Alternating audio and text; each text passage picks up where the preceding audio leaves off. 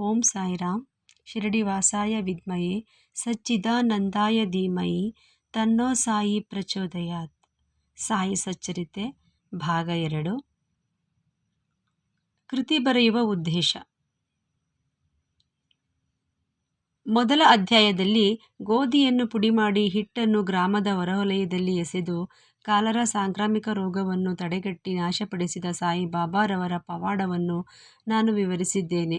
ಸಾಯಿಬಾಬಾರವರ ಇನ್ನೂ ಕೆಲವು ಪವಾಡಗಳ ಬಗ್ಗೆ ಕೇಳಿದಾಗ ನನಗೆ ತುಂಬ ಸಂತೋಷವಾಯಿತು ಮತ್ತು ಈ ಆನಂದವು ಈ ಕಾವ್ಯಾತ್ಮಕ ಕೃತಿಯನ್ನು ಬರೆಯಲು ನನಗೆ ಸ್ಫೂರ್ತಿ ನೀಡಿತು.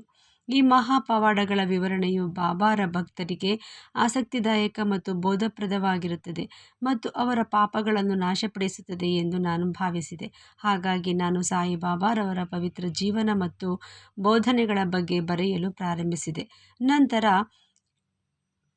ಸಂತರ ಜೀವನವು ತಾರ್ಕಿಕ ಅಥವಾ ಆಡುಭಾಷೆಯಲ್ಲ, ಇದು ನಮಗೆ ನಿಜವಾದ ಮತ್ತು ಶ್ರೇಷ್ಠವಾದ ಮಾರ್ಗವನ್ನು ತೋರಿಸುತ್ತದೆ. ಕೆಲಸವನ್ನು ಕೈಗೊಳ್ಳುವಲ್ಲಿ ಅಸಮರ್ಥತೆ ಮತ್ತು ಧೈರ್ಯ. ಹೇಮಾಡ್ ಪಂತ್ ಆರಂಭದಲ್ಲಿ ಈ ಕೆಲಸವನ್ನು ಕೈಗೊಳ್ಳಲು ತಾನು ಯೋಗ್ಯನಲ್ಲ ಎಂದು ನಂಬಿದ್ದರು. ಅವರು ಹೇಳಿದರು, ನನ್ನ ಆತ್ಮೀಯ ಸ್ನೇಹಿತನ ಜೀವನ ನನಗೆ ತಿಳಿದಿಲ್ಲ ಮತ್ತು ನನ್ನ ಸ್ವಂತ ಮನಸ್ಸು ನನಗೆ ತಿಳಿದಿಲ್ಲ. ಹಾಗಾದರೆ ವೇದಗಳು ಸಹ ಮಾಡಲು ಸಾಧ್ಯವಾಗದ ಸಂತರ ಜೀವನವನ್ನು ನಾನು ಹೇಗೆ ಬರೆಯಬಹುದು ಅಥವಾ ಅವತಾರಗಳ ಸ್ವರೂಪವನ್ನು ವಿವರಿಸಬಹುದು? ಇತರ ಸಂತರನ್ನು ತಿಳಿದುಕೊಳ್ಳುವ ಮೊದಲು ಒಬ್ಬ ಸಂತ ಸ್ವತಃ ಆಗಿರಬೇಕು. ಹಾಗಾದರೆ ನಾನು ಅವರ ಮಹಿಮೆಯನ್ನು ಹೇಗೆ ವಿವರಿಸಬಹುದು? ಸಂತರ ಜೀವನದ ಬಗ್ಗೆ ಬರೆಯುವುದು ಅತ್ಯಂತ ಕಷ್ಟಕರವಾದ ಕೆಲಸ. 7 ಸಮುದ್ರಗಳ ನೀರಿನ ಆಳವನ್ನು ಅಳೆಯಬಹುದು ಅಥವಾ ಆಕಾಶವನ್ನು ಬಟ್ಟೆಯಿಂದ ಸುತ್ತುವರಿಯಬಹುದು. ಇದು ಅತ್ಯಂತ ಸಾಹಸಮಯ ಕಾರ್ಯ ಮತ್ತು ಅದು ನನ್ನನ್ನು ಅಪಹಾಸ್ಯಕ್ಕೆ ಒಳಪಡಿಸಬಹುದು ಎಂದು ನನಗೆ ತಿಳಿದಿತ್ತು. ಆದ್ದರಿಂದ ನಾನು ಸಾಯಿಬಾಬಾರವರ ಕೃಪೆಯನ್ನು ಬೇಡಿಕೊಂಡೆ. ಮಹಾರಾಷ್ಟ್ರದ ಅತ್ಯಂತ ಪ್ರಸಿದ್ಧ ಕವಿ ಸಂತ ಶ್ರೀ ಜ್ಞಾನೇಶ್ವರ ಮಹಾರಾಜರು ಸಂತರ ಜೀವನದ ಬಗ್ಗೆ ಬರೆಯುವವರನ್ನು ಭಗವಂತನು ಪ್ರೀತಿಸುತ್ತಾನೆ ಎಂದು ಹೇಳಿದ್ದಾರೆ. ಭಕ್ತರು ಬಯಸುವ ಸೇವೆಯನ್ನು ಯಶಸ್ವಿಯಾಗಿ ಪೂರೈಸಲು ಸಂತರು ಒಂದು ವಿಶಿಷ್ಟ ವಿಧಾನವನ್ನು ಹೊಂದಿದ್ದಾರೆ. ಸಂತರು ಕೆಲಸವನ್ನು ಪ್ರೇರೇಪಿಸುತ್ತಾರೆ ಮತ್ತು ಭಕ್ತನು ಈ ಗುರಿಯನ್ನು ಸಾಧಿಸಲು ಕೇವಲ ಪರೋಕ್ಷ ಕಾರಣ ಅಥವಾ ಸಾಧನವಾಗುತ್ತಾನೆ. ಉದಾಹರಣೆಗೆ 1700 ಶಕ ವರ್ಷದಲ್ಲಿ ಕವಿ ಮಹಿಪತಿ ಸಂತರ ಜೀವನದ ಬಗ್ಗೆ ಬರೆಯಲು ಆಶಿಸಿದರು. ಸಂತರು ಅವರಿಗೆ ಸ್ಫೂರ್ತಿ ನೀಡಿ ಕೆಲಸವನ್ನು ಪೂರ್ಣಗೊಳಿಸಿದರು. ಅದೇ ರೀತಿ 1800 ಶಕ ವರ್ಷದಲ್ಲಿ ದಾಸಗಣುವಿನ ಸೇವೆಯನ್ನು ಸ್ವೀಕರಿಸಲಾಯಿತು. ಎರಡನೆಯವರು 4 ಕೃತಿಗಳನ್ನು ಬರೆದರು: ಭಕ್ತ ವಿಜಯ, ಸಂತ ವಿಜಯ, ಭಕ್ತ ಲೀಲಾಮೃತ ಮತ್ತು ಸಂತ ಕಥಾಮೃತ. ಭಕ್ತ ಲೀಲಾಮೃತದ 31, 32 ಮತ್ತು 33 ಅಧ್ಯಾಯಗಳಲ್ಲಿ ಮತ್ತು ಸಂತ ಕಥಾಮೃತದ 57ನೇ ಅಧ್ಯಾಯದಲ್ಲಿ ಸಾಯಿ ಬಾಬಾರವರ ಮಧುರ ಜೀವನ ಮತ್ತು ಬೋಧನೆಗಳನ್ನು ಬಹಳ ಚೆನ್ನಾಗಿ ವಿವರಿಸಲಾಗಿದೆ.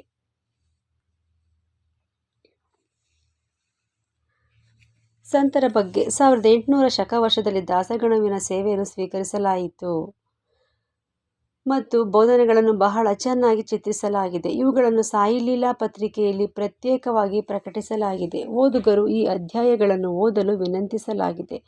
ಬಾಂದ್ರಾದ ಶ್ರೀಮತಿ ಸಾವಿತ್ರಿಬಾಯಿ ರಘುನಾಥ್ ತೆಂಡೂಲ್ಕರ್ ಬರೆದಿರುವ ಶ್ರೀ ಸಾಯಿನಾಥ ಭಜನಾಮಾಲಾ ಎಂಬ ಸಣ್ಣ ಪುಸ್ತಕದಲ್ಲಿ ಸಾಯಿ ಬಾಬಾರ ಅದ್ಭುತ ಲೀಲೆಗಳನ್ನು ವಿವರಿಸಲಾಗಿದೆ. ದಾಸ್ಗನು ಮಹಾರಾಜ್ ಅವರು ಸಾಯಿ ಬಾಬಾರವರ ಮೇಲೆ ವಿವಿಧ ಮಧುರ ಕವಿತೆಗಳನ್ನು ರಚಿಸಿದ್ದಾರೆ. ಅಮಿದಾಸ್ ಭವಾನಿ ಮೆಹ್ತಾ ಎಂಬ ಭಕ್ತೆ ಗುಜರಾತಿಯಲ್ಲಿ ಬಾಬಾರವರ ಬಗ್ಗೆ ಕೆಲವು ಕಥೆಗಳನ್ನು ಪ್ರಕಟಿಸಿದ್ದಾರೆ. ಶಿರಡಿಯ ದಕ್ಷಿಣ ಭಿಕ್ಷಾ ಸಂಸ್ಥಾನವು ನಿರ್ಮಿಸುವ ಸಾಯಿನಾಥ ಪ್ರಭಾ ಎಂಬ ನಿಯತಕಾಲಿಕೆಯ ಕೆಲವು ಆವೃತ್ತಿಗಳನ್ನು ಸಹ ಪ್ರಕಟಿಸಲಾಗಿದೆ. ಹಾಗಾದರೆ ಒಬ್ಬರು ಈ ಪ್ರಶ್ನೆಯನ್ನು ಕೇಳಬಹುದು: ಸಾಯಿ ಬಾಬಾರವರ ಬಗ್ಗೆ ಇಷ್ಟೊಂದು ಕೃತಿಗಳು ಅಸ್ತಿತ್ವದಲ್ಲಿರುವುದರಿಂದ ಇದನ್ನು ಏಕೆ ಬರೆಯಬೇಕು ಮತ್ತು ಅದರ ಅಗತ್ಯವೇನು? ಉತ್ತರ ಸರಳ ಮತ್ತು ಸರಳ. ಸಾಯಿ ಬಾಬಾರವರ ಜೀವನವು ಅನಂತ ಸಾಗರದಷ್ಟು ವಿಶಾಲ ಮತ್ತು ಆಳವಾಗಿದ್ದು ಪ್ರತಿಯೊಬ್ಬರೂ ಅದರಲ್ಲಿ ಆಳವಾಗಿ ಧುಮುಕಿ ಅಮೂಲ್ಯವಾದ ರತ್ನಗಳನ್ನು ಹೊರತೆಗೆದು ಆಕಾಂಕ್ಷಿ ಸಾರ್ವಜನಿಕರಿಗೆ ವಿತರಿಸಬಹುದು. ಸಾಯಿ ಬಾಬಾರವರ ಕಥೆಗಳು, ದೃಷ್ಟಾಂತಗಳು ಮತ್ತು ಬೋಧನೆಗಳು ನಿಜಕ್ಕೂ ಅದ್ಭುತವಾಗಿವೆ. ದುಃಖಗಳಿಂದ ಬಳಲುತ್ತಿರುವ ಮತ್ತು ಈ ಲೌಕಿಕ ಅಸ್ತಿತ್ವದಿಂದ ದುಃಖದಿಂದ ತುಂಬಿರುವ ಜನರಿಗೆ ಅವು ಶಾಂತಿ ಮತ್ತು ಸಂತೋಷವನ್ನು ನೀಡುತ್ತವೆ. ಮತ್ತು ಲೌಕಿಕ ಮತ್ತು ಆಧ್ಯಾತ್ಮಿಕ ಕ್ಷೇತ್ರಗಳಲ್ಲಿ ಜ್ಞಾನ ಮತ್ತು ಬುದ್ಧಿವಂತಿಕೆಯನ್ನು ಸಹ ನೀಡುತ್ತವೆ.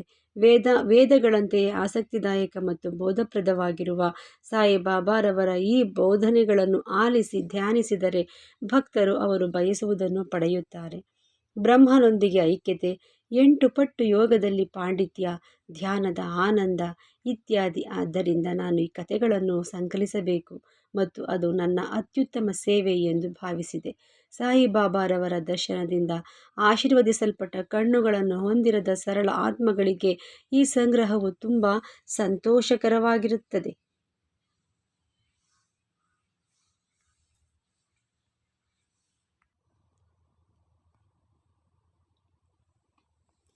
ಆದ್ದರಿಂದ ನಾನು ಸಾಯಿಬಾಬಾರವರ ಬೋಧನೆಗಳು ಮತ್ತು ಅಭಿವ್ಯಕ್ತಿಗಳನ್ನು ಸಂಗ್ರಹಿಸಲು ಪ್ರಾರಂಭಿಸಿದೆ. ಅವರ ಮಿತಿಯಿಲ್ಲದ ಮತ್ತು ನೈಸರ್ಗಿಕ ಆತ್ಮ ಸಾಕ್ಷಾತ್ಕಾರದ ಫಲಿತಾಂಶ. ಈ ವಿಷಯದಲ್ಲಿ ನನಗೆ ಸ್ಫೂರ್ತಿ ನೀಡಿದವರು ಸಾಯಿಬಾಬಾ. ವಾಸ್ತವವಾಗಿ ನಾನು ನನ್ನ ಅಹಂಕಾರವನ್ನು ಅವರ ಪಾದಗಳಿಗೆ ಒಪ್ಪಿಸಿದೆ. ನನ್ನ ಮಾರ್ಗವು ಸ್ಪಷ್ಟವಾಗಿದೆ ಮತ್ತು ಅವರು ಇಲ್ಲಿ ಮತ್ತು ಮುಂದಿನ ಜಗತ್ತಿನಲ್ಲಿ ನನ್ನನ್ನು ಸಾಕಷ್ಟು ಸಂತೋಷಪಡಿಸುತ್ತಾರೆ ಎಂದು ಭಾವಿಸಿದೆ. ಈ ಕೆಲಸಕ್ಕೆ ಸಾಯಿಬಾಬಾರವರ ಅನುಮತಿ ಕೇಳಲು ನನಗೆ ಸಾಧ್ಯವಾಗಲಿಲ್ಲ. ಆದ್ದರಿಂದ ನಾನು ಬಾಬಾರವರ ಅತ್ಯಂತ ಆತ್ಮೀಯ ಭಕ್ತರಾದ ಶ್ರೀ ಮಾಧವರಾವ್ ದೇಶಪಾಂಡೆ ಅವರನ್ನು ನನ್ನ ಪರವಾಗಿ ಮಾತನಾಡಲು ಕೇಳಿಕೊಂಡೆ. ಅವರು ನನ್ನ ಪರವಾಗಿ ಬೇಡಿಕೊಂಡು ಸಾಯಿಬಾಬಾರವರಿಗೆ, ಶ್ರೀ ಅಣ್ಣಾ ಸಾಹೇಬರು ನಿಮ್ಮ ಜೀವನ ಚರಿತ್ರೆಯನ್ನು ಬರೆಯಲು ಬಯಸುತ್ತಾರೆ. ಆದ್ದರಿಂದ ನೀವು ಬಡ ಭಿಕ್ಷೆ ಬೇಡುವ ಫಕೀರ ಮತ್ತು ಅದನ್ನು ಬರೆಯುವ ಅಗತ್ಯವಿಲ್ಲ ಎಂದು ಹೇಳಬೇಡಿ. ಬದಲಾಗಿ ನೀವು ಒಪ್ಪಿ ಅವರಿಗೆ ಸಹಾಯ ಮಾಡಿದರೆ ನಿಮ್ಮ ಪಾದಗಳು ಈ ಕೆಲಸವನ್ನು ಪೂರ್ಣಗೊಳಿಸುತ್ತವೆ. ನಿಮ್ಮ ಒಪ್ಪಿಗೆ ಮತ್ತು ಆಶೀರ್ವಾದವಿಲ್ಲದೆ ಯಾವುದನ್ನು ಯಶಸ್ವಿಯಾಗಿ ಮಾಡಲು ಸಾಧ್ಯವಿಲ್ಲ.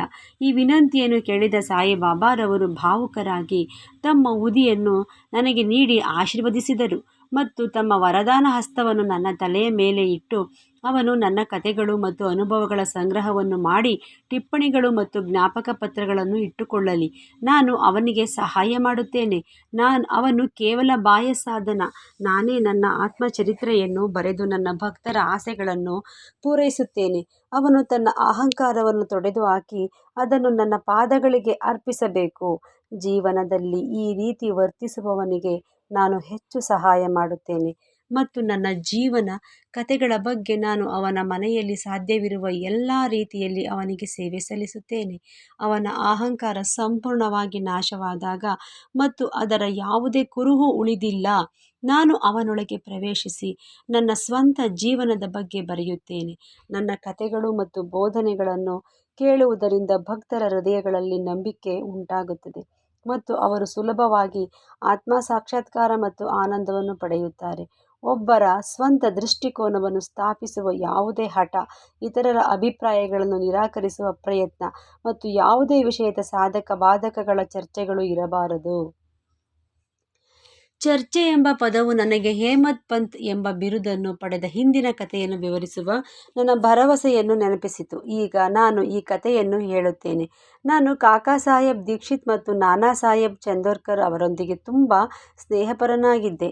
ಅವರು ಶಿರಡಿಗೆ ಹೋಗಿ ಬಾಬಾ ಅವರ ದರ್ಶನ ಪಡೆಯುವಂತೆ ನನ್ನನ್ನು ಒತ್ತಾಯಿಸಿದರು. ನಾನು ಅವರಿಗೆ ಹಾಗೆ ಮಾಡುವುದಾಗಿ ಭರವಸೆ ನೀಡಿದ್ದೇನೆ. ಆದರೆ ಅಷ್ಟರಲ್ಲಿ ಏನೋ ಸಂಭವಿಸಿತು. ಅದು ನನ್ನನ್ನು ಶಿರಡಿಗೆ ಹೋಗದಂತೆ ತಡೆಯಿತು. ಒಬ್ಬ ಸ್ನೇಹಿತನ ಮಗ ಅನಾರೋಗ್ಯಕ್ಕೆ ಒಳಗಾದನು. ನನ್ನ ಸ್ನೇಹಿತ ದೈಹಿಕ ಮತ್ತು ಆಧ್ಯಾತ್ಮಿಕವಾಗಿ ಸಾಧ್ಯವಿರುವ ಎಲ್ಲ ವಿಧಾನಗಳನ್ನು ಪ್ರಯತ್ನಿಸಿದನು, ಆದರೆ ಜ್ವರ ಕಡಿಮೆಯಾಗಲಿಲ್ಲ. ಕೊನೆಯಲ್ಲಿ ಅವನು ತನ್ನ ಗುರುಗಳನ್ನು ತನ್ನ ಮಗನ ಹಾಸಿಗೆಯ ಪಕ್ಕದಲ್ಲಿ ಕೂರಿಸಿದನು, ಆದರೆ ಅದು ಕೂಡ ಪ್ರಯೋಜನವಾಗಲಿಲ್ಲ. ಇದನ್ನು ಕೇಳಿದ ನಾನು ನನ್ನೊಳಗೆ ಯೋಚಿಸಿದೆ, ಗುರುಗಳು ನನ್ನ ಸ್ನೇಹಿತನ ಮಗನನ್ನು ಉಳಿಸಲು ಸಾಧ್ಯವಾಗದಿದ್ದರೆ ಅವರ ಪ್ರಯೋಜನವೇನು? ಗುರುಗಳು ನಮಗಾಗಿ ಏನನ್ನೂ ಮಾಡಲು ಸಾಧ್ಯವಾಗದಿದ್ದರೆ ನಾನು ಶಿರಡಿಗೆ ಏಕೆ ಹೋಗಬೇಕು? ಈ ರೀತಿ ಯೋಚಿಸುತ್ತಾ ನಾನು ನನ್ನ ಶಿರಡಿ ಪ್ರವಾಸವನ್ನು ಮುಂದೂಡಿದೆ. ಆದರೆ ಅನಿವಾರ್ಯ ಸಂಭವಿಸಬೇಕು ಮತ್ತು ಅದು ನನ್ನ ವಿಷಯದಲ್ಲಿ ಈ ಕೆಳಗಿನಂತೆ ಸಂಭವಿಸಿತು. ಶ್ರೀ ನಾನಾ ಸಾಹೇಬ್ ಚಂದೋರ್ಕರ್ಗೆ ಬಸ್ಸೆನ್ಗೆ ಪ್ರವಾಸಕ್ಕೆ ಹೋಗುತ್ತಿದ್ದರು. ಥಾಣಾದಿಂದ ಅವರು ದಾದರ್ಗೆ ಬಂದು ಬಸ್ಸೆನ್ಗೆ ಹೋಗುವ ರೈಲಿಗಾಗಿ ಕಾಯುತ್ತಿದ್ದರು. ಈ ಮಧ್ಯೆ ಬಾಂದ್ರಾ ಲೋಕಲ್ ರೈಲು ಬಂದಿತು. ಅವರು ಅದರಲ್ಲಿ ಕುಳಿತು ಬಾಂದ್ರಾಕ್ಕೆ ಬಂದು ನನ್ನನ್ನು ಕರೆಸಿ ನನ್ನ ಶಿರಡಿ ಪ್ರವಾಸವನ್ನು ಮುಂದೂಡಿದ್ದಕ್ಕಾಗಿ ನನ್ನನ್ನು ತರಾಟೆಗೆ ತೆಗೆದುಕೊಂಡರು. ನನ್ನ ಶಿರಡಿ ಪ್ರವಾಸದ ಪರವಾಗಿ ನಾನಾ ಅವರ ವಾದವು ಮನವರಿಕೆಯಾಗುವಂತಿತ್ತು ಮತ್ತು ಸಂತೋಷಕರವಾಗಿತ್ತು. ಆದ್ದರಿಂದ ನಾನು ಅದೇ ರಾತ್ರಿ ಶಿರಡಿಗೆ ಹೋಗಲು ಹೊರಡಲು ನಿರ್ಧರಿಸಿದೆ. ನಾನು ನನ್ನ ಸಾಮಾನುಗಳನ್ನು ಪ್ಯಾಕ್ ಮಾಡಿ ಶಿರಡಿಗೆ ಹೊರಟೆ. ನಾನು ದಾದರ್ಗೆ ಹೋಗಿ ಅಲ್ಲಿಂದ ಮನ್ಮಾಡ್ಗೆ ರೈಲು ಹಿಡಿಯಲು ಯೋಜಿಸಿದೆ ಮತ್ತು ನಾನು ದಾದರ್ಗೆ ಟಿಕೆಟ್ ಬುಕ್ ಮಾಡಿ ರೈಲಿನಲ್ಲಿ ಕುಳಿತೆ. ರೈಲು ಹೊರಡುವ ಹಂತದಲ್ಲಿದ್ದಾಗ ಒಬ್ಬ ಮುಸ್ಲಿಂ ವ್ಯಕ್ತಿ ಆತುರದಿಂದ ನನ್ನ ಕಂಪಾರ್ಟ್ಮೆಂಟ್ಗೆ ಬಂದು ನನ್ನ ಎಲ್ಲ ಸಾಮಗ್ರಿಗಳನ್ನು ನೋಡಿ ನಾನು ಎಲ್ಲಿಗೆ ಹೋಗುತ್ತಿದ್ದೇನೆ ಎಂದು ಕೇಳಿದನು. ನಾನು ನನ್ನ ಯೋಜನೆಯನ್ನು ಅವರಿಗೆ ತಿಳಿಸಿದೆ. ನಂತರ ಅವರು ನಾನು ನೇರವಾಗಿ ಬೋರಿಬಂದರ್ಗೆ ಹೋಗಬೇಕು ಮತ್ತು ದಾದರ್ನಲ್ಲಿ ಇಳಿಯಬಾರದು ಎಂದು ಸೂಚಿಸಿದರು, ಏಕೆಂದರೆ ಮನ್ಮಾಡ್ ಮೇಲ್ ದಾದರ್ನಲ್ಲಿ ನಿಲ್ಲುವುದಿಲ್ಲ. ಈ ಸಣ್ಣ ಪವಾಡ ಸಂಭವಿಸದಿದ್ದರೆ ನಾನು ಮರುದಿನ ಶಿರಡಿಯನ್ನು ಬಯಸಿದಂತೆ ತಲುಪುತ್ತಿರಲಿಲ್ಲ ಮತ್ತು ಅನೇಕ ಅನುಮಾನಗಳು ನನ್ನನ್ನು ಆಕ್ರಮಿಸುತ್ತಿದ್ದವು. ಆದರೆ ಅದು ಆಗುತ್ತಿರಲಿಲ್ಲ. ಅದೃಷ್ಟ ನನಗೆ ಅನುಕೂಲಕರವಾಗಿದ್ದರಿಂದ ಮರುದಿನ ಬೆಳಗ್ಗೆ 10 ಗಂಟೆಗೆ ಕಾಕಾ ದೀಕ್ಷಿತ್ ನನಗಾಗಿ ಅಲ್ಲಿ ಕಾಯುತ್ತಿದ್ದರು. ಇದು 1910ರಲ್ಲಿ ಮತ್ತು ಯಾತ್ರಿಕ ಭಕ್ತರಿಗೆ ವಸತಿ ಕಲ್ಪಿಸಲು ಒಂದೇ ಒಂದು ಸ್ಥಳವಿತ್ತು. ಅದು ಸಾಟೆಯ ವಾಡ. ಇಳಿದ ನಂತರ ಮಹಾನ್ ಭಕ್ತ ಟಾಂಗಾದಿಂದ ಇಳಿದ ನಂತರ ಮಹಾನ್ ಭಕ್ತ ತಾತ್ಯಾ ಸಾಹೇಬ್ ನೂಲ್ಕರ್ ಮಸೀದಿಯಿಂದ ಹಿಂತಿರುಗಿದಾಗ ನಾನು ದರ್ಶನ ಪಡೆಯಲು ಉತ್ಸುಕನಾಗಿದ್ದೆ. ಸಾಯಿಬಾಬಾ ವಾಡಾದ ಮೂಲೆಯಲ್ಲಿದ್ದಾರೆ ಮತ್ತು ಮೊದಲು ಬಾಬಾ ಅವರ ಪ್ರಾಥಮಿಕ ದರ್ಶನವನ್ನು ಪಡೆಯಬೇಕು ಮತ್ತು ನಂತರ ಸ್ನಾನದ ನಂತರ ವಿರಾಮದ ಸಮಯದಲ್ಲಿ ಅವರನ್ನು ನೋಡಬೇಕು ಎಂದು ಅವರು ಹೇಳಿದರು. ಇದನ್ನು ಕೇಳಿದ ನಾನು ಓಡಿ ಹೋಗಿ ಬಾಬಾ ಅವರ ಮುಂದೆ ನಮಸ್ಕರಿಸಿದೆ ಮತ್ತು ನನ್ನ ಸಂತೋಷಕ್ಕೆ ಮಿತಿಯೇ ಇರಲಿಲ್ಲ. ನಾನಾ ಚಂದೋರ್ಕರ್ಗೆ ನನಗೆ ಹೇಳಿದ್ದಕ್ಕಿಂತ ಹೆಚ್ಚಿನದನ್ನು ನಾನು ಕಂಡುಕೊಂಡೆ. ನನ್ನ ಎಲ್ಲ ಇಂದ್ರಿಯಗಳು ತೃಪ್ತಿಗೊಂಡವು ಮತ್ತು ನಾನು ಬಾಯಾರಿಕೆ ಮತ್ತು ಹಸಿವನ್ನು ಮರೆತೆ. ಸಾಯಿಬಾಬಾರವರ ಪಾದಗಳನ್ನು ಮುಟ್ಟಿದ ಕ್ಷಣದಿಂದಲೇ ನನ್ನ ಜೀವನ ಹೊಸ ಹಾದಿಗೆ ಮರಳಿತು. ನನಗೆ ದರ್ಶನ ನೀಡಲು ಪ್ರೋತ್ಸಾಹಿಸಿದ ಮತ್ತು ಸಹಾಯ ಮಾಡಿದವರಿಗೆ ನಾನು ಋಣಿ ಎಂದು ಭಾವಿಸಿದೆ ಮತ್ತು ನಾನು ಅವರನ್ನು ನನ್ನ ನಿಜವಾದ ಸಂಬಂಧಿಕರೆಂದು ಪರಿಗಣಿಸಿದೆ. ನಾನು ಅವರ ಋಣವನ್ನು ಎಂದಿಗೂ ತೀರಿಸಲು ಸಾಧ್ಯವಿಲ್ಲ. ನಾನು ಅವರನ್ನು ನೆನಪಿಸಿಕೊಳ್ಳಬಹುದು ಮತ್ತು ಅವರ ಮುಂದೆ ನಮಸ್ಕರಿಸಬಲ್ಲೆ. ಸಾಯಿಬಾಬಾರವರ ದರ್ಶನ ಪಡೆಯುವ ವಿಶಿಷ್ಟತೆ ಎಂದರೆ ನಾನು ಕಂಡುಕೊಂಡಂತೆ ಅವರ ದರ್ಶನ ಪಡೆಯುವ ಮೂಲಕ ನಮ್ಮ ಆಲೋಚನೆಗಳು ಬದಲಾಗುತ್ತವೆ, ಹಿಂದಿನ ಕರ್ಮಗಳ ಬಲ ಕಡಿಮೆಯಾಗುತ್ತದೆ ಮತ್ತು ಕ್ರಮೇಣ ಲೌಕಿಕ ವಸ್ತುಗಳ ಬಗ್ಗೆ ಅವಲಂಬನೆ ಮತ್ತು ನಿರಾಸಕ್ತಿ ಬೆಳೆಯುತ್ತದೆ. ಹಿಂದಿನ ಅನೇಕ ಜನ್ಮಗಳಲ್ಲಿನ ಕರ್ಮಗಳ ಪುಣ್ಯದಿಂದಲೇ ಅಂತಹ ದರ್ಶನವನ್ನು ಪಡೆಯಲಾಗುತ್ತದೆ ಮತ್ತು ನೀವು ಸಾಯಿಬಾಬಾರನ್ನು ನೋಡಿದರೆ ಇಡೀ ಪ್ರಪಂಚವು ಸಾಯಿಬಾಬಾರವರ ರೂಪವನ್ನು ಪಡೆಯುತ್ತದೆ ಅಥವಾ ಅವರ ರೂಪವನ್ನು ಪಡೆಯುತ್ತದೆ. ಬಿಸಿ ಬಿಸಿ ಚರ್ಚೆ. ನಾನು ಶಿರಡಿಗೆ ಬಂದ ದಿನ ಗುರುವಿನ ಅವಶ್ಯಕತೆಯ ಬಗ್ಗೆ ನನ್ನ ಮತ್ತು ಬಾಳಾಸಾಹೇಬ್ ಭಾಟಿ ನಡುವೆ ವಾದ ನಡೆಯಿತು. ನಾನು ವಾದಿಸಿದೆ, ನಾವು ನಮ್ಮ ಸ್ವಾತಂತ್ರ್ಯವನ್ನು ಕಳೆದುಕೊಂಡು ಇತರರಿಗೆ ಏಕೆ ವಿಧೇಯರಾಗಬೇಕು? ನಾವು ನಮ್ಮ ಕರ್ತವ್ಯವನ್ನು ಮಾಡಬೇಕಾದಾಗ ಗುರು ಏಕೆ ಬೇಕು? ಒಬ್ಬರು ತಮ್ಮ ಕೈಲಾದಷ್ಟು ಪ್ರಯತ್ನಿಸಬೇಕು ಮತ್ತು ತಮ್ಮನ್ನು ತಾವು ಉಳಿಸಿಕೊಳ್ಳಬೇಕು. ಸೋಮಾರಿಯಾಗಿ ಮಲಗುವುದನ್ನು ಬಿಟ್ಟು ಬೇರೇನನ್ನೂ ಮಾಡದ ಮನುಷ್ಯನಿಗೆ ಗುರು ಏನು ಮಾಡಬಹುದು? ಮತ್ತು ಶ್ರೀ ಭಾಟೆ ಇನ್ನೊಂದು ಬದಿಯನ್ನು ತೆಗೆದುಕೊಂಡು ಹೇಳಿದರು, ಏನಾಗಬೇಕೋ ಅದು ಆಗಲೇಬೇಕು. ಮಹಾಪುರುಷರು ಸಹ ವಿಫಲರಾಗಿದ್ದಾರೆ. ಮನುಷ್ಯ ಒಂದು ಮಾರ್ಗವನ್ನು ಪ್ರಸ್ತಾಪಿಸುತ್ತಾನೆ, ಆದರೆ ದೇವರು ಇನ್ನೊಂದು ಮಾರ್ಗವನ್ನು ವಿಲೇವಾರಿ ಮಾಡುತ್ತಾನೆ. ನಿಮ್ಮ ಬುದ್ಧಿವಂತಿಕೆಯನ್ನು ಬದಿಗಿಡಿ. ಹೆಮ್ಮೆ ಅಥವಾ ಅಹಂಕಾರವು ನಿಮಗೆ ಸಹಾಯ ಮಾಡುವುದಿಲ್ಲ. ಈ ಚರ್ಚೆಯು ಅದರ ಎಲ್ಲ ಸಾಧಕ ಬಾಧಕಗಳೊಂದಿಗೆ 1 ಗಂಟೆ ಅಥವಾ ಅದಕ್ಕಿಂತ ಹೆಚ್ಚು ಕಾಲ ನಡೆಯಿತು ಮತ್ತು ಎಂದಿನಂತೆ ನಾವು ಒಂದು ನಿರ್ಧಾರಕ್ಕೆ ಬರಲಿಲ್ಲ. ನಾವಿಬ್ಬರು ದಣಿದಿದ್ದರಿಂದ ನಾವು ಅಂತಿಮವಾಗಿ ಚರ್ಚೆಯನ್ನು ನಿಲ್ಲಿಸಬೇಕಾಯಿತು.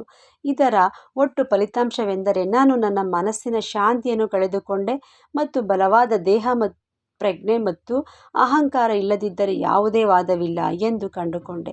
ಬೇರೆ ರೀತಿಯಲ್ಲಿ ಹೇಳುವುದಾದರೆ ವಾದಗಳನ್ನು ಹುಟ್ಟುಹಾಕುವುದು ಅಹಂಕಾರ. ಮಹತ್ವದ ಮತ್ತು ಪ್ರವಾದಿಯ ಶೀರ್ಷಿಕೆ. ನಾವು ನಂತರ ಮಸೀದಿಗೆ ಹೋದಾಗ ಬಾಬಾ ಕಾಕಾ ಸಾಹೇಬ್ ದೀಕ್ಷಿತ್ ಅವರನ್ನು ವಾಡಾದಲ್ಲಿ ಏನು ನಡೆಯುತ್ತಿದೆ, ಯಾವುದರ ಬಗ್ಗೆ ಚರ್ಚೆ ನಡೆಯುತ್ತಿತ್ತು ಎಂದು ಕೇಳಿದರು ಮತ್ತು ಬಾಬಾ ನನ್ನನ್ನು ದಿಟ್ಟಿಸಿ ನೋಡುತ್ತಾ ಈ ಹೇಮದ್ ಪಂತ್ ಏನು ಹೇಳಿದರು ಎಂದು ಕೇಳಿದರು. ಈ ಮಾತುಗಳನ್ನು ಕೇಳಿ ನನಗೆ ಆಶ್ಚರ್ಯವಾಯಿತು, ಏಕೆಂದರೆ ಮಸೀದಿಯು ಚರ್ಚೆ ನಡೆಯುತ್ತಿದ್ದ ಸಾತೆಯ ವಾಡಾದಿಂದ ಸಾಕಷ್ಟು ದೂರದಲ್ಲಿತ್ತು. ಬಾಬಾ ಸರ್ವಜ್ಞ ಮತ್ತು ನಮ್ಮೆಲ್ಲರ ಆಂತರಿಕ ಆಡಳಿತಗಾರನಲ್ಲದಿದ್ದರೆ ನಮ್ಮ ಈ ಚರ್ಚೆಯ ಬಗ್ಗೆ ಅವರಿಗೆ ಹೇಗೆ ತಿಳಿಯುತ್ತದೆ? ಸಾಯಿಬಾಬಾ ನನ್ನನ್ನು ಹೇಮದ್ ಪಂತ್ ಎಂಬ ಹೆಸರಿನಿಂದ ಏಕೆ ಕರೆಯುತ್ತಾರೆ ಎಂದು ನಾನು ಯೋಚಿಸಲು ಪ್ರಾರಂಭಿಸಿದೆ. ಈ ಪದವು ಹೇಮದ್ ಪುರಿ ಪಂತ್ ಎಂಬ ಹೆಸರಿನ ಸಂಕ್ಷಿಪ್ತ ಆವೃತ್ತಿಯಾಗಿದೆ. ಹೇಮದ್ ಪುರಿ ಪಂತ್ ಯಾದವ ರಾಜವಂಶದ ದೇವಗಿರಿಯ ಮಹಾದೇವ ಮತ್ತು ರಾಮದೇವರ ಪ್ರಸಿದ್ಧ ಮಂತ್ರಿಯಾಗಿದ್ದರು. ಅವರು ಬಹಳ ವಿದ್ವಾಂಸರು, ಒಳ್ಳೆಯ ಸ್ವಭಾವದವರು ಮತ್ತು ಚತುರ್ವರ್ಗ ಚಿಂತಾಮಣಿ ಮತ್ತು ರಾಜ ಪ್ರಶಸ್ತಿಯಂತಹ ಕೃತಿಗಳ ಲೇಖಕರಾಗಿದ್ದರು. ಅವರು ಲೆಕ್ಕಪತ್ರ ನಿರ್ವಹಣೆಯ ಹೊಸ ವಿಧಾನಗಳನ್ನು ಕಂಡುಹಿಡಿದು ಪ್ರಾರಂಭಿಸಿದರು ಮತ್ತು ಮೋದಿ ಲಿಪಿಯ ಮೂಲ ಪುರುಷರಾಗಿದ್ದರು. ಆದರೆ ನಾನು ಇದಕ್ಕೆ ತದ್ವಿರುದ್ಧನಾಗಿದ್ದೆ, ಮಂದ ಮತ್ತು ಸಾಧಾರಣ ಬುದ್ಧಿಶಕ್ತಿಯ ಅಜ್ಞಾನಿ. ಆದ್ದರಿಂದ ನನಗೆ ಆ ಹೆಸರು ಅಥವಾ ಬಿರುದನ್ನು ಏಕೆ ನೀಡಲಾಯಿತು ಎಂದು ನನಗೆ ಅರ್ಥವಾಗಲಿಲ್ಲ. ಆದರೆ ಅದರ ಬಗ್ಗೆ ಗಂಭೀರವಾಗಿ ಯೋಚಿಸಿದಾಗ ಆ ಬಿರುದು ನನ್ನ ಅಹಂಕಾರವನ್ನು ನಾಶ ಮಾಡಲು ಒಂದು ಬಾಣ ಎಂದು ನಾನು ಭಾವಿಸಿದೆ. ಇದರಿಂದ ನಾನು ಯಾವಾಗಲೂ ಸೌಮ್ಯ ಮತ್ತು ವಿನಮ್ರನಾಗಿರುತ್ತೇನೆ. ವಾದದಲ್ಲಿ ನನ್ನ ಕೌಶಲ್ಯಕ್ಕೆ ಇದು ನನಗೆ ನೀಡಿದ ಮೆಚ್ಚುಗೆಯಾಗಿದೆ. ನಾವು ವಿಷಯಗಳನ್ನು ಹಿನ್ನೋಟಕ್ಕೆ ನೋಡಿದಾಗ ಬಾಬಾ ಅವರು ಶ್ರೀ ದಾಬೋಲ್ಕರ್ ಅವರನ್ನು ಹೇಮತ್ ಪಂತ್ ಎಂದು ಕರೆದದ್ದು ಗಮನಾರ್ಹ ಮತ್ತು ಭವಿಷ್ಯವಾಣಿಯಾಗಿತ್ತು ಎಂದು ನಮಗೆ ತಿಳಿಯುತ್ತದೆ. ಮುಂದಿನ ವರ್ಷಗಳು ತೋರಿಸಿದಂತೆ ಅವರು ಸಾಯಿ ಸಂಸ್ಥಾನದ ನಿರ್ವಹಣೆಯನ್ನು ಬಹಳ ಬುದ್ಧಿವಂತಿಕೆಯಿಂದ ನೋಡಿಕೊಂಡರು ಮತ್ತು ಅದರ ಲೆಕ್ಕಪತ್ರಗಳನ್ನು ವೃತ್ತಿಪರವಾಗಿ ನಿರ್ವಹಿಸುತ್ತಿದ್ದರು.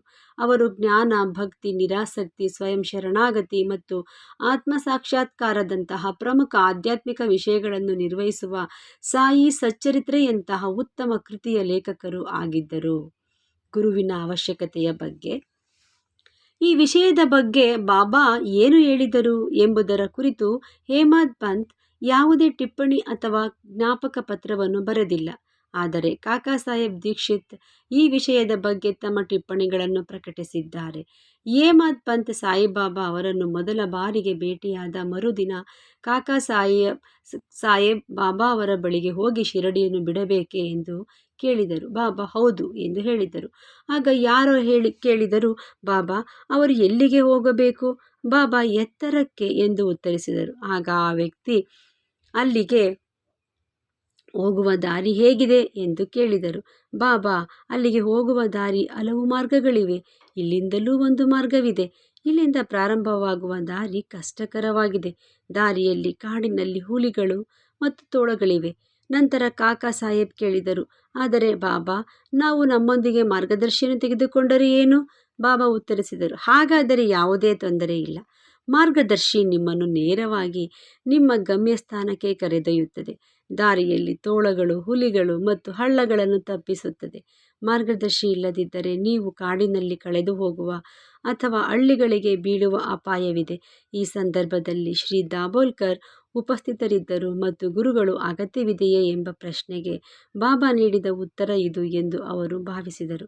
ಹೀಗಾಗಿ ಮನುಷ್ಯನು ಸ್ವತಂತ್ರನೋ ಅಥವಾ ಬದ್ಧನೋ ಎಂಬ ಪ್ರಶ್ನೆಯ ಚರ್ಚೆಯು ಆಧ್ಯಾತ್ಮಿಕ ವಿಷಯಗಳಲ್ಲಿ ಯಾವುದೇ ಪ್ರಯೋಜನವಿಲ್ಲ ಎಂಬ ಸುಳಿವು ಅವರಿಗೆ ಸಿಕ್ಕಿತು. ಇದಕ್ಕೆ ವಿರುದ್ಧವಾಗಿ ನಿಜವಾದ ಪರಮಾರ್ಥವು ಗುರುವಿನ ಬೋಧನೆಗಳ ಪರಿಣಾಮವಾಗಿ ಮಾತ್ರ ಸಾಧ್ಯ. ಸ್ವಯಂ ಸಾಕ್ಷಾತ್ಕಾರವನ್ನು ಪಡೆಯಲು ಕ್ರಮವಾಗಿ ತಮ್ಮ ಗುರುಗಳಾದ ವಸಿಷ್ಠ ಮತ್ತು ಸಾಂದೀಪನಿಗೆ ತಮ್ಮನ್ನು ತಾವು ಸಲ್ಲಿಸಿಕೊಳ್ಳಬೇಕಾದ ರಾಮ ಮತ್ತು ಕೃಷ್ಣರಂತಹ ಮಹಾನ್ ಅವತಾರಗಳ ಉದಾಹರಣೆಗಳಿಂದ ಇದು ವಿವರಿಸಲ್ಪಟ್ಟಿದೆ. ಆದ್ದರಿಂದ ಅಂತಹ ಪ್ರಗತಿಗೆ ಅಗತ್ಯವಾದ ಏಕೈಕ ಸದ್ಗುಣಗಳು ನಂಬಿಕೆ ಮತ್ತು ತಾಳ್ಮೆ. ಶ್ರೀ ಸಾಯಿ ಅವರಿಗೆ ನಮಸ್ಕರಿಸಿ ಎಲ್ಲರಿಗೂ ಶಾಂತಿ ಸಿಗಲಿ. ಇದಕ್ಕೂ ಮುಂಚೆ ನಂತರದ ಅಧ್ಯಾಯ 3 ನಾನು ನೆಕ್ಸ್ಟು ಒಂದು ಇದರಲ್ಲಿ ಆಡಿಯೋದಲ್ಲಿ ಹಾಕ್ತೀನಿ. ಅದಕ್ಕಿಂತ ಮೊದಲು ಗುರುವಿನ ಮಾರ್ಗದರ್ಶನ ನಮ್ಮ ಸಾಮಾನ್ಯ ಮನುಷ್ಯರಿಗೆ ಏಕೆ ಬೇಕು ಎಂಬುದರ ಬಗ್ಗೆ ಎರಡು ಮಾತನ್ನು ನಾನು ನಿಮ್ಮ ಹತ್ರ ಹಂಚಿಕೊಳ್ಳೋದಕ್ಕೆ ಇಷ್ಟಪಡ್ತೀನಿ ಸ್ನೇಹಿತರೆ. ಅದು ಏನೆಂದರೆ, ಗುರುವಿನ ಮಾರ್ಗದರ್ಶನದ ಅವಶ್ಯಕತೆ ಪ್ರತಿಯೊಬ್ಬರಿಗೂ ಬೇಕು. ಏನಕ್ಕಪ್ಪ ಅಂದರೆ, ನಾವು ಎಷ್ಟೇ ಹಣವನ್ನು ಸಂಪಾದಿಸುತ್ತಿರಲಿ ಅಥವಾ ಎಷ್ಟೇ ಆಸ್ತಿಯನ್ನು ಹೊಂದಿರಲಿ, ಇದರ ಬಗ್ಗೆ ನಮಗೆ ಅರಿವಿರುತ್ತದೆ. ನಾವು ಖರ್ಚು ಮಾಡೋದಕ್ಕೆ ಇಷ್ಟು ಹಣ ಇದೆ, ನಮ್ಮ ಹತ್ರ ಇಷ್ಟು ಆಸ್ತಿ ಇದೆ ಅಂತ. ಅದು ಯಾವಾಗಲೂ ಶಾಶ್ವತವಾಗಿರುತ್ತದೆ ಎಂಬ ಒಂದು ವಿಷಯವನ್ನು ನಾವು ಸದಾ ನಾವು ಮನದಲ್ಲಿ ಇಟ್ಟುಕೊಳ್ಳಬೇಕಾಗಿರುತ್ತೆ. ಏಕೆಂದರೆ ಅದು ಶಾಶ್ವತವಾಗಿದ್ದರೂ ಕೂಡ ನಮಗೆ ಮಾರ್ಗದರ್ಶನದ ಕೊರತೆಯ ಪರಿಣಾಮ ಅದೇನಾಗುತ್ತದೆ ಎಂದರೆ, ನಾವು ಹೇಗೆ ಅದನ್ನು ಬಳಸಬೇಕು ಎಂಬುದರ ಅರಿವು ಕೊಡುವವನೇ ಗುರು. ಅರಿವೇ ಗುರುವಿನ ಜ್ಯೋತಿರ್ಲಿಂಗ ಅಂತ ಮೊದಲೇ ಹೇಳಿದ್ದಾರೆ. ಹಾಗಾಗಿ ನಾವು ಗುರುವಿನ ಗುಲಾಮನಾಗುವ ತನಕ ದೊರೆಯದಣ್ಣ ಮುಕ್ತಿ. ನಾವು ಗುರುವಿಗೆ ಗುಲಾಮರಾಗಬೇಕು. ಆಗ ನಮಗೆ ಮುಕ್ತಿಯ ಮಾರ್ಗವನ್ನು ಆ ಹಣವನ್ನು, ಆ ಆಸ್ತಿಯನ್ನು ನಾವು ಖರ್ಚು ಮಾಡಬೇಕು ಎಂಬುದನ್ನು ಆ ಗುರುವೇ ನಮಗೆ ತಿಳಿಸಿಕೊಡುತ್ತಾರೆ. ಎಲ್ಲರಿಗೂ ಧನ್ಯವಾದಗಳು. ನಿಮಗೆಲ್ಲರಿಗೂ ಈ ಒಂದು ಆಡಿಯೋವನ್ನು ಕೊಂಡಿದ್ದಕ್ಕಾಗಿ ನಿಮಗೆಲ್ಲರಿಗೂ ನಾನು ಅನಂತ ಕೃತಜ್ಞತೆಗಳನ್ನು ಹೇಳುತ್ತೇನೆ. ಜೈ ಸಾಯಿರಾಮ್.